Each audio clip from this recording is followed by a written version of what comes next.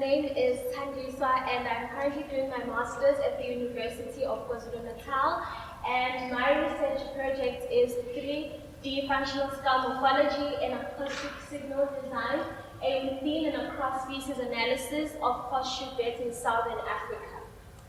So to give a brief introduction, bats are nocturnal mammals and they are found almost everywhere with exceptions to polar regions and extreme deserts.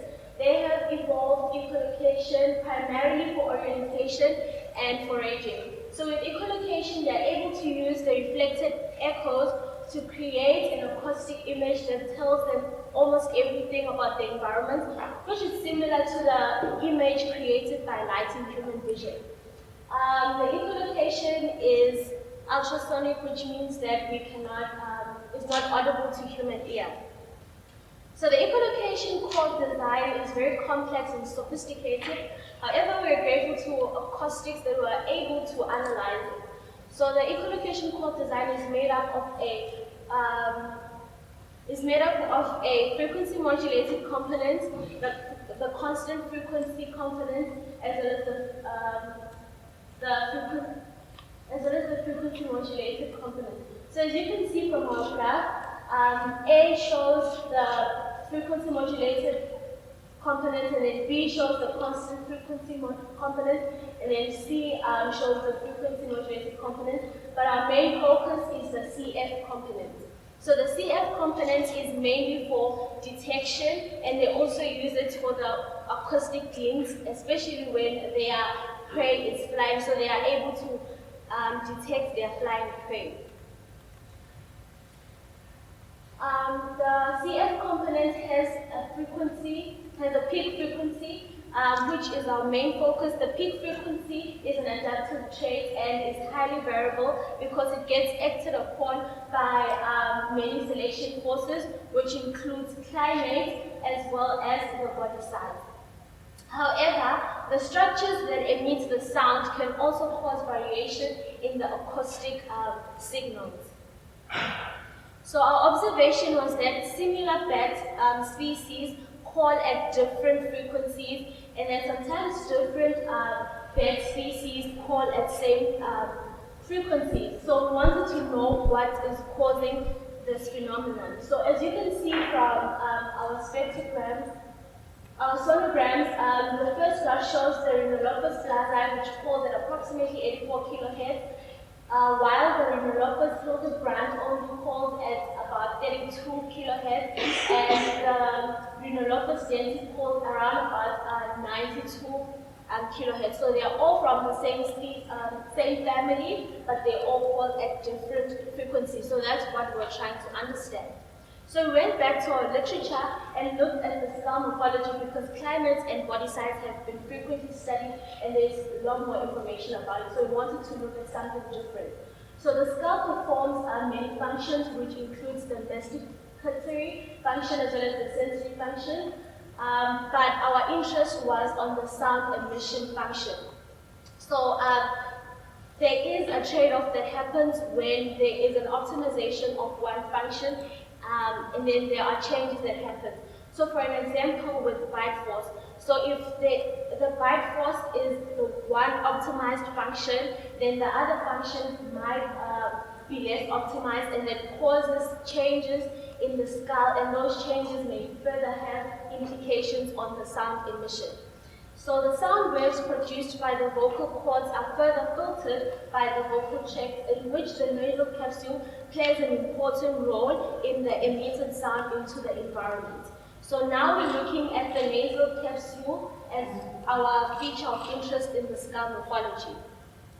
So our nasal capsule are acoustic horns for sound emission, and therefore they influence the acoustic properties of the emitted sound, which further impacts the sound propagation in the environment.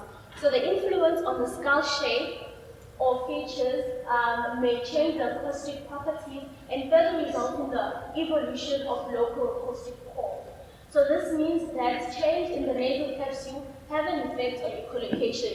And this you can see it with humans. So whenever we have flu and our noses are blocked and there is less volume, you can see that your voice projection changes.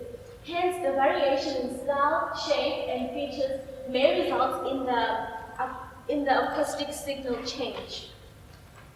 So our research question was, does the variation in skull morphology vary with the variation in echolocation frequency?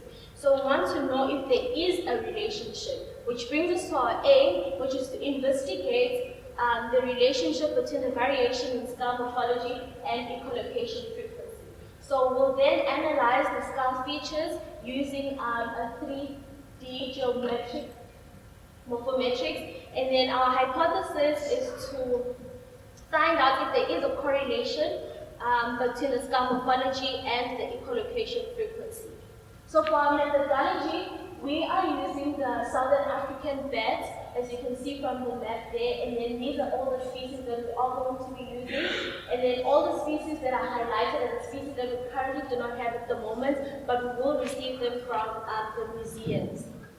No.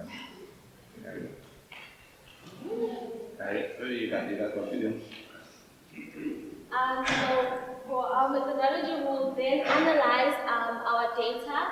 We'll send all the skull images to NEXA for micro focus X-ray tomography, and then they will be able to scan our images, and then they can send them to us so that we can view them on morphotic software, so that we can view them and place our landmarks. So with the landmarks, we'll be able to get the shape.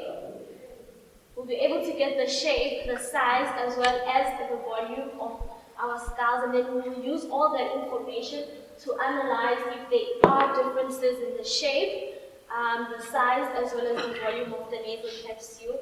So I had pictures that you could have seen what I was talking about. So we'll place the landmarks around the skull, and then we'll use all the information we're going to gather from the size, the shape, as well as the volume, to find if there are differences between, within, and across the species.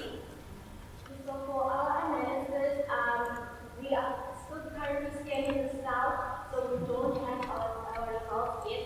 However, we use what has been published to kind of give us a picture of what we might be expecting. So for a study by Jacobs et al. 2014, they found that there is a relationship between the nasal capsule as well as the frequency, the peak frequency, and then also a study by Odinau on arthrokensis, they also found the same result, that the nasal chamber length was the best predictor for peak frequency, and then the same was also found by Maduna, which is one of my supervisors. However, my study will be different because I will not be focusing on one species, I'll be focusing on all the 25 species, and then also show if there is a correlation across the species. So the next steps are, I'll be analyzing the data of the skull, and then I'll compare the horseshoe bat species with the Hippoceterus species to get the across-species analysis, which is something that has not been done before to my knowledge. And then why did I choose this study? It's because bats are wonderful. But besides that, I just want to advance the understanding of the relationship between the skull morphometrics as well as the acoustic signal design. So thank you so much to my supervisors, collaborators, and funders, and for you for listening.